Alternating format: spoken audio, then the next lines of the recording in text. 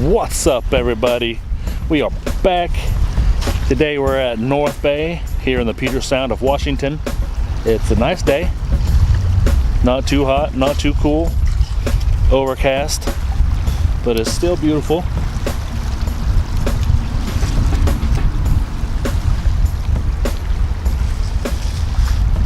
There, and there's me. All right, today we are going to be doing a little bit of clamming. Also see if we can get some oysters. We are out of both at home.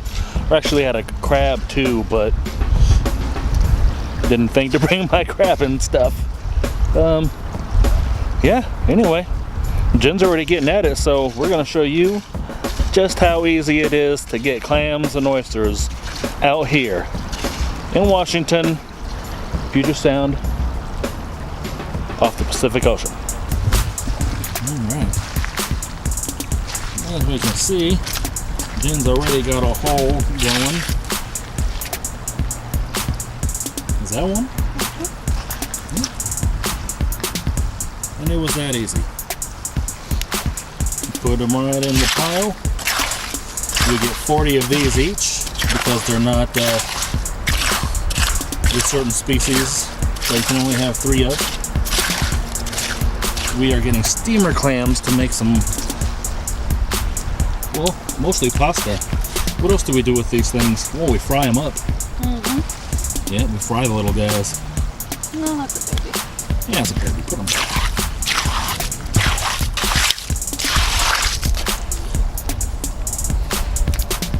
I missed a ton of them when I was going through it the first time. Some of these are really small though. So I'm just going to throw them back. They look like rocks. Remember, always fill in your clam holes. Fill in their hole. Don't be that guy or that chick. That person? Yeah.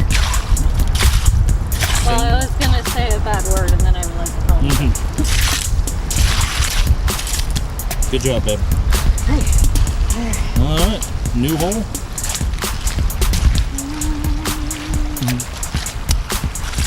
And there we go. Getting another one started. There's a clam. And it's that easy. You don't even have to really dig that far. Over here, anyway. The steamer clams love this gravelly, rocky mud. See? Just little rocks and mud. Rocky substrate is what they call it. So we'll just go with that. Substrate. I think I'm pickier about these than like the bigger ones. I like them to be on the smaller side, not too big. I don't want them too small either. Otherwise it's hard to get a lot of them in the pot when you cook them. So these are actually kind of big, but I like them. Nice ones. Hold on.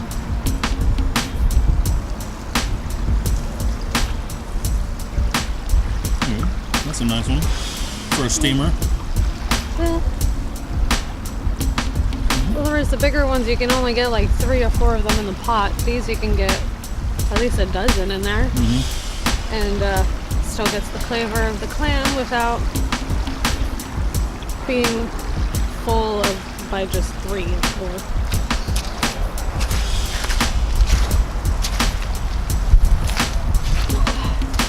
So this is what I've gotten in about 10-15 minutes digging. Yeah. Not a bad haul so far. It's like half a load already. Now, one thing about getting the bigger ones, hold on, let me get a good grip of this. One thing about the bigger ones is, well, they're really big. Some of them, you take the clam out of the shell and it's 2-3 feet long. That's a lot of meat. But it takes a lot of work to actually dig those suckers up. You gotta have, well, basically a bottom trash can with the bottom cut out. You gotta freaking twist it in the ground and dig and dig and dig. And it's worth it.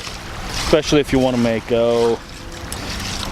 clam chowder, any kind of soup like that. Something you know, you really need just really need a lot of clam for.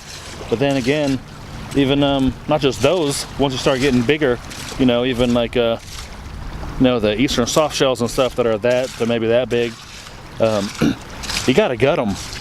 You know, they just eat plants and stuff off the bottom. You know, siphoning. Most of them just siphon out of the water. You know, plankton, protozoa stuff. But you gotta gut them.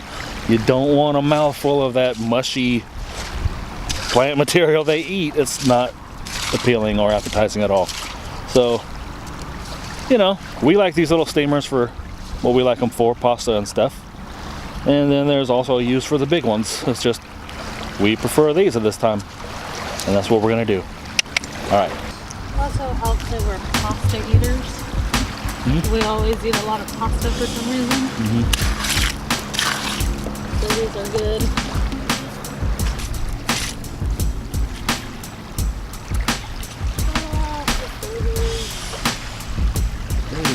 Babies. Fill in your holes. Yeah, fill in your holes. Mud holes.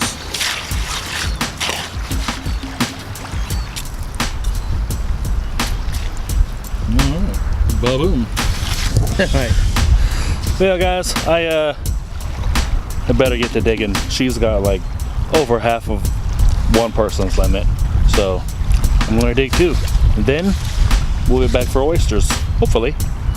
Gotta find them. I found two already. Alright, bye. Alright guys, I'm gonna call it on the oysters. I got some. Maybe one limit. That limit's 18 per person. And yeah, the tide's coming in actually pretty fast. It started coming in about as soon as it was down at 4 o'clock. It started coming back up. And so I was just moving stuff up, all our equipment and stuff up too fast, and I'm gonna call it. I was wading out probably, I don't know, 30 foot from the actual shoreline, just trying to get a few, and it was just chasing me in. But anyway, while we are here, we'll show you how to shuck some oysters. Would you like to do that? It's pretty easy. Once you figure it out, it's easy. How about that? Okay. Get a hold of your oyster. That's the top. The flatter side is the top right there. See, the house flat on that side and round on the other. Now, go in to the back with your oyster knife and just stick and start wiggling. About it. Just keep constant pressure and wiggle. Up and down, back and forth, twisty twist.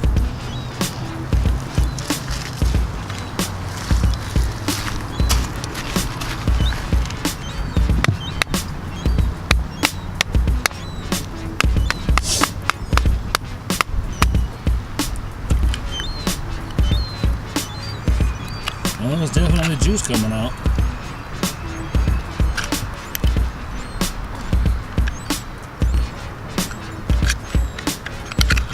There it goes. That was actually a tough one. Get that juice. And there it is. One shucked oyster. Just gotta slice that out of the shell.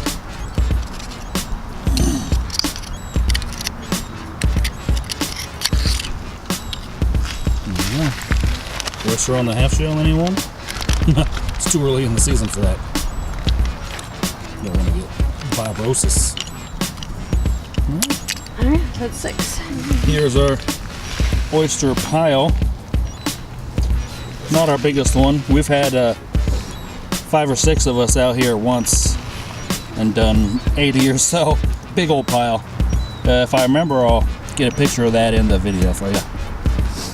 Alright. Work on one.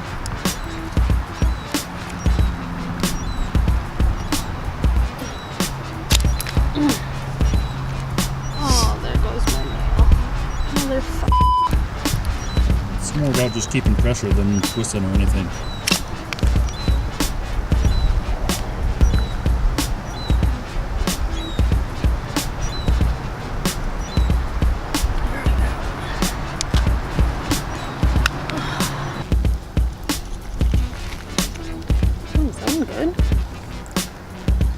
Looks like it's full of snails or something. No bueno. No thanks. Not that hungry. Now, one thing you need to know if you're coming oystering on the beach for yourself, for recreational oystering, you want to throw the shells back. In fact, you have to. Yeah, you get the oysters whole in the shell at the store, but those are farm raised, commercial. They have tons and tons of shells. But out here, if you want to call it the wild, you got to put these back. The oyster larvae, little tiny, they're almost microscopic. They have to attach themselves to calcium chloride, and that is what the white part of the shell is in here. That is calcium chloride. And that's what the larvae need to attach to themselves, or attach to, so that they can grow into whole oysters. They need it to start their own shell. And yeah, we just don't want to take these off the beach. We want more oysters for next year and next year and next year. So we're just gonna toss it on back. And that's it. Alright guys, that's about it for today.